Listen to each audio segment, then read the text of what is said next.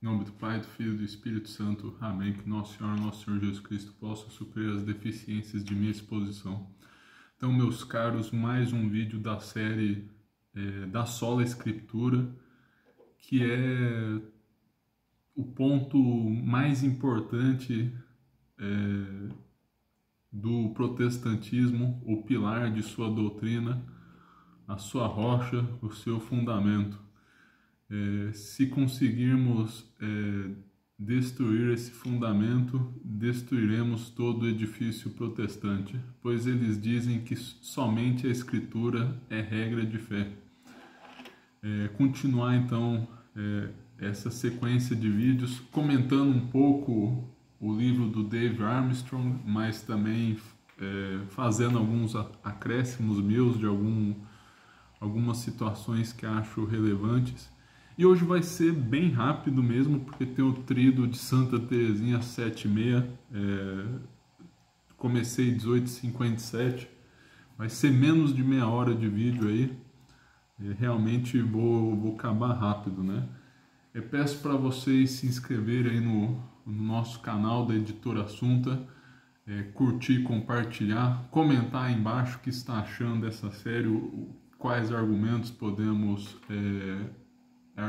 responder quanto a esse tema, ou até se você tiver sugestão de outros vídeos também é possível. Lembrando para vocês olharem na descrição do vídeo aí, né, nossa loja da Editora Assunta, 2 livros já lançados até o momento, Nosso Senhor de La Salete e Outros Fatos Extraordinários, e o comentário às 15 orações de Santa Brígida aqui. Que mais? Então é isso, vamos para o vídeo que o tempo está curto hoje. Então vou fazer alguns comentários gerais antes, né? Aproveitar essa ocasião para falar de algumas coisas que considero úteis para o debate. Alguns pressupostos aí que deveriam ser mais debatidos e aclarados, né? Falei na aula anterior sobre a questão da probabilidade, ver qual lado tem o benefício da dúvida, se ficarmos em cima do muro, para qual lado devemos pender, e assim por diante. Coloquei, só para lembrar rapidamente, coloquei o argumento aí da filosofia da linguagem, da razão natural, que um texto precisa de um intérprete. Então, o mais seguro é que haja um grupo aí sagrado também, um grupo enviado por Deus para interpretar a Sagrada Escritura. O que eu queria comentar aqui agora é um pouco difícil de escrever, mas seriam estratégias aí do debate. Mas estratégia num sentido não de pensar em vencer, mas de metodologia para se alcançar a verdade. Porque há certos discursos, certas estratégias que favorecem mais um lado do que outro, e assim delimitamos mais ou menos as estratégias esperadas, os pontos críticos do debate. Uma coisa interessante a ser refletida, então, é a questão de quão ampla deve ser a interpretação dos termos envolvidos, dos versículos envolvidos da Sagrada Escritura. Porque é o seguinte: existe uma tendência protestante de reduzir tudo ao literalismo mais rude. Claro, há vários graus, vários níveis. Também os autores mais refinados protestantes também não é que eles caem no pé da letra mais ridículo, que não permite nem sequer um raciocínio, assim, uma inferência de algo que está lá. Porque alguns são desse nível, né? Você não pode nem fazer um raciocínio para para inferir uma doutrina teológica aí da Sagrada Escritura, né? Tem que encontrar tudo escrito explicitamente. E a razão disso é que o protestantismo só tem um lugar teológico. Bom, na verdade, há uma certa variação aí quanto à questão do lugar teológico, né, em sentido técnico, mas enfim, né? Os lugares teológicos aí para o protestante são mais reduzidos. Basicamente, só há um único grande lugar teológico e os outros são bem acidentais.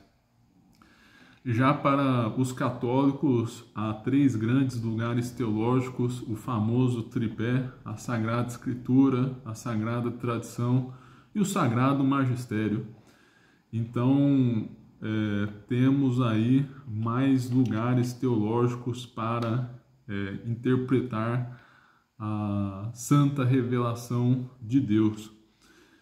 E isso influencia na questão da extensão dos termos, de quão rigorosa deve ser a interpretação dos versículos bíblicos. Porque se há a Sagrada Tradição também, podemos interpretar os versículos não tão estritamente falando, por assim dizer, né? Daqui a pouco vou dar uns exemplos, vai ficar mais clara essa questão. Ao passo que no protestantismo eles precisam de um sentido muito rigoroso do versículo. E é muito importante prestar atenção a isso, que isso influencia no debate, né? E quanto mais o protestante abre margem à tradição, tem alguns aí que, por algum motivo, defendem os 7 primeiros concílios, esse tipo de coisa, né? Aí eles se dão ao luxo aí de uma interpretação um pouco mais ampla aí dos versículos bíblicos, né? Mas enfim, para dizer o seguinte, vamos agora tocar em alguns pontos mais concretos aí, né? Até sobre esse debate mesmo dos lugares teológicos da Bíblia, da Sagrada Tradição e da sola Escritura. É o seguinte, o protestante, no seu propósito de demonstrar a sola Escritura, ele precisa de versículos muito claros para isso. Então não pode ser uma sugestão de sola Escritura.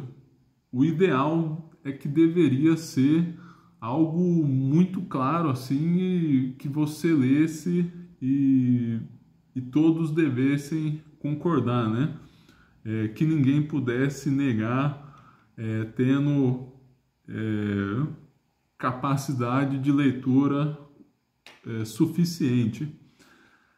Já que só vale a Escritura, não há um outro meio de solucionar os problemas. Temos que resolver todas as disputas teológicas por meio da Escritura. Então, o ideal nessa busca aí desse versículo perdido, e que nunca será encontrado, na verdade, que deveremos encontrar algo bem claro, assim, né? Falando, a Escritura é a regra máxima de fé, alguma expressão sinônima ou semelhante assim. Já no caso dos católicos, como temos outros meios de lidar com os problemas teológicos, tem a Sagrada Tradição, o Magistério, né? Então, para nós pode estar bem, como posso dizer, né? Bem de maneira pouco clara na Sagrada Escritura, né? Os protestantes poderiam dizer, mas os versículos bíblicos que vocês trouxeram sobre a tradição não são muito claros. Pode ser até verdade, mas para o nosso posicionamento não há nenhum problema nisso, né? Mas isso já é diferente para quem defende a sola Escritura. Estão entendendo que é outro critério? E há um grande risco se o protestante for tentar usar um versículo num sentido muito amplo, aí ocorre um problema, que por uma questão de coerência ele não vai poder negar também ao católico uma interpretação num sentido mais amplo da Sagrada Escritura. Então, se é preciso expandir muito, deixar mais frouxo o critério para se encontrar só a Escritura, aí também o católico terá o direito de pegar trechos mais obscuros para fundamentar a sua posição sobre a tradição. Então, a consequência imediata aí de tudo isso que foi discutido é que o protestante, por uma questão de coerência com o que ele defende, né, por isso que eu falei de ele não ter outros meios de resolver os problemas teológicos, ele precisa encontrar versículos muito certos e claros quanto à sola Escritura. E vamos ver ao longo dessa série, comentando o livro do Dave Armstrong, e eu também comentando outras coisas, que não há nada disso. Em 99% dos casos dos ditos versículos que fundamentam a sola Escritura, é alguma coisa elogiando o Evangelho, a palavra de Deus, mas sabemos que isso é justamente o que está sendo discutido. Se essa palavra de Deus, o Evangelho, é o Evangelho escrito, a palavra escrita, ou a palavra, ou também a palavra e o Evangelho que nosso Senhor Jesus Cristo pregou oralmente. Então é justamente isso que estamos discutindo, né? 99% dos versículos trazidos nessa discussão nem tocam no assunto. Há uns 2 ou 3 na Sagrada Escritura toda que chegam a fazer cócegas, assim, né? Que seriam questões que vale a pena responder, né? Versículos que valem a pena responder. Eu vou estudar com mais calma esses, né? Talvez um dos que mais vale a pena e que já foi mencionado aí, aquele do Atos 17 dos Bereanos, talvez cabe uma resposta um pouco mais elaborada, que fala que os discípulos comparavam a pregação de São Paulo quanto com a Sagrada Escritura. Mas já respondi a isso, né? Eu acho que já são bons argumentos por si mesmo. É claro, né? Pode ser aprofundado, mas não está falando se é toda a fé, está falando só da pregação de São Paulo ali, que provavelmente deve ser sobre cristologia, né? Sobre nosso Senhor Jesus Cristo. Isso daí era interessante mesmo confrontar na Sagrada Escritura, porque tinha as profecias, né? Tinha no Antigo Testamento. Então era interessante fazer o confronto aí nessa ocasião aí, né? Muito dificilmente vai ser de todas as questões aí, né? Tem também, eu não tinha dito isto antes, mas aquela questão do Novo Testamento não está pronto aí na pregação de São Paulo, né? Então, quando falam de escritura, aí no caso dos bereanos, era só do Antigo Testamento. Isso também causa um problema muito digno de discussão. Tinha um outro ponto, mas enfim, eu acho que deu para entender que isso daí está longe de ser dirimente, até pelo que foi dito. Por ser um princípio tão importante, acrescento isso agora, né? Ser o baluarte aí do protestantismo, tinha que ser algo muito claro na Sagrada Escritura, algo que dissesse, não, a Bíblia é a regra de fé. Algo que tivesse escrito assim: não, mesmo que um anjo viesse e pregasse algo e não tivesse na Escritura, vocês deveriam seguir a Escritura e não o anjo. E não tem o versículo lá que fala do Evangelho, né, do Evangelho diferente, mas aí não está claro se compreende somente a escritura ou se compreende também a tradição oral, né? Então não tem um versículo que diz, não, em caso de dúvida, se vier alguém revelar algo suspeito, você deve confiar na Sagrada Escritura. Não tem nada desse gênero aí, não tem um versículo que diz que a Bíblia é a regra máxima de fé, que resolve todos os problemas e que encerra discussões. Bom, vamos seguir aqui o livro, vamos ver se eu consigo falar uns 10 minutos aqui. Vamos continuar no ponto 8 do livro. A tradição apostólica está em harmonia com as Escrituras. Então vai dizer, vai falar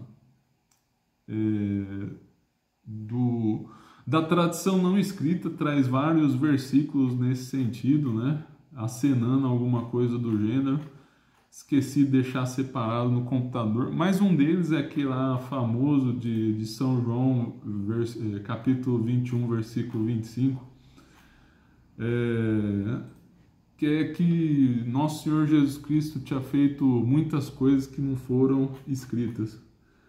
Olha lá, achei aqui, Jesus fez ainda muitas outras coisas. Se fossem escritas uma por uma, penso que nem o mundo inteiro poderia conter os livros que se deveriam escrever. E o ponto que o Dave Armstrong quer destacar aqui é que a tradição está em consonância com a Sagrada Escritura, que não há contradição entre uma coisa e outra.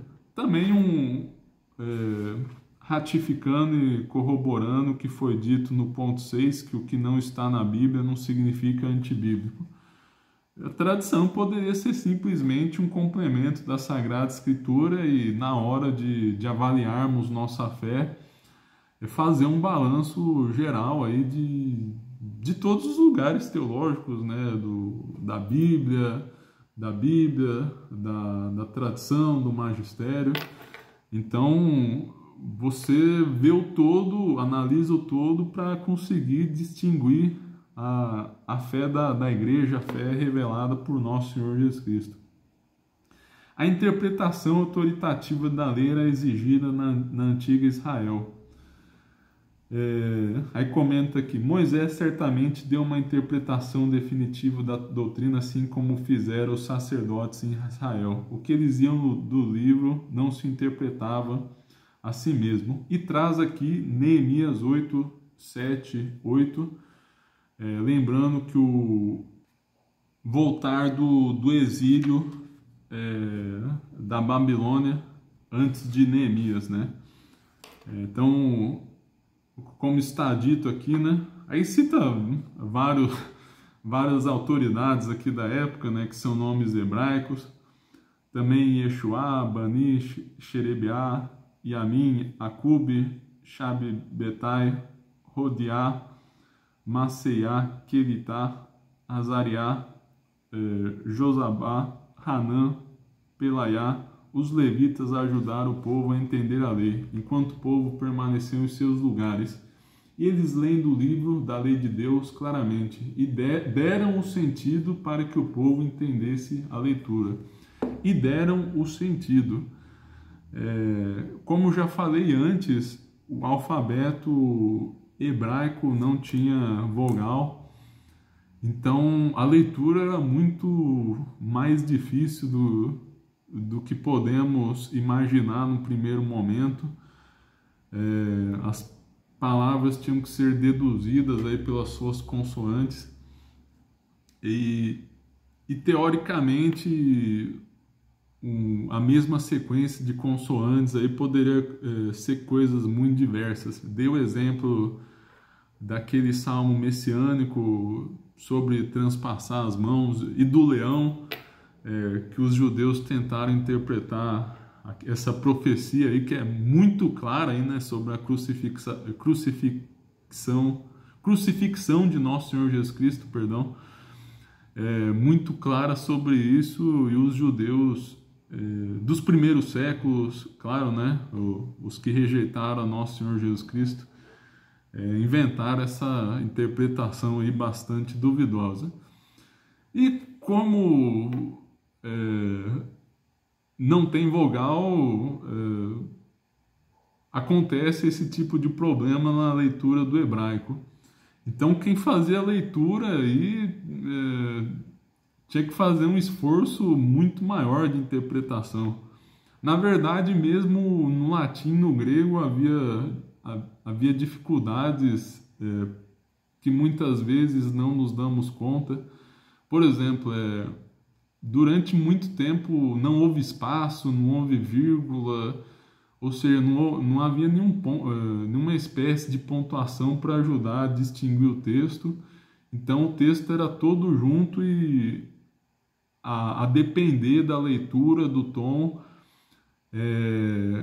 o leitor poderia induzir o público a uma interpretação completamente diferente. Então a leitura aí já tinha envolvia uma interpretação realmente falando. E no hebraico ainda mais pelos motivos já citados. Hoje em dia, por ter sinal de pontuação, é muito difícil induzir o público a uma interpretação muito diferente do que está escrito. Claro, né, isso se perdeu um pouco nos dias de hoje, né, mas você pode até tentar aumentar o tom, fazer uma entonação diferente em alguns pontos para destacar, mas mesmo assim é muito diferente e longe do que está escrito, por causa da pontuação, até do espaço, né? Como eu falei antigamente, na época clássica, os textos não tinham espaço, não tinha diferença de maiúscula e minúscula, enfim, era realmente muito difícil ler um livro. E a leitura, então, implicava um ato de interpretação. Ponto 10. Na escritura, a natureza infalível da tradição paulina é tida como certa. Paulo presumiu que a tradição transmitida por ele era vinculante, portanto, infalível. Se Paulo não estivesse assumindo isso, ele estaria ordenando a seus seguidores que aderissem a uma doutrina errada. 2 Tessalonicenses 3,14.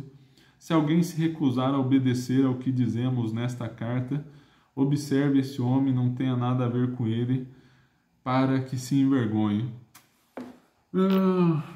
Um ponto, enfim, né? É algo a ser debatido aqui, né? Não, confesso que não ficou muito claro por esse versículo em si mesmo. Provavelmente há melhores, mas o ponto é que São Paulo fala com autoridade e ele estaria acenando ao seu ato, né? Por exemplo, se alguém se recusar a obedecer ao que dizemos nesta carta, muitos poderiam pensar que é meramente em virtude de ser revelação de Deus, mas o ponto aí é que passaria também pela autoridade de São Paulo. Acho que seria melhor pegar trechos sobre tradições e mandamentos fora do que está escrito, né? Acho que seria mais convincente, mas é um ponto a ser refletido e debatido. 11º, mandamento e lei são sinônimos de tradição. Esse daqui é interessante.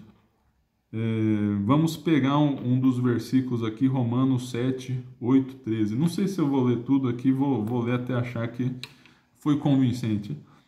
Mas o pecado, aproveitando da situação através do mandamento, gerou em mim toda espécie de concupiscência, pois sem a lei o pecado está morto. Outrora eu vivia sem a lei, mas sobrevindo o mandamento, o pecado reviveu e eu morri. Verificou-se assim que o mandamento dado para a vida produziu a morte, pois o pecado aproveitou da ocasião e serviu-se do mandamento, me seduziu e por meio dele me matou.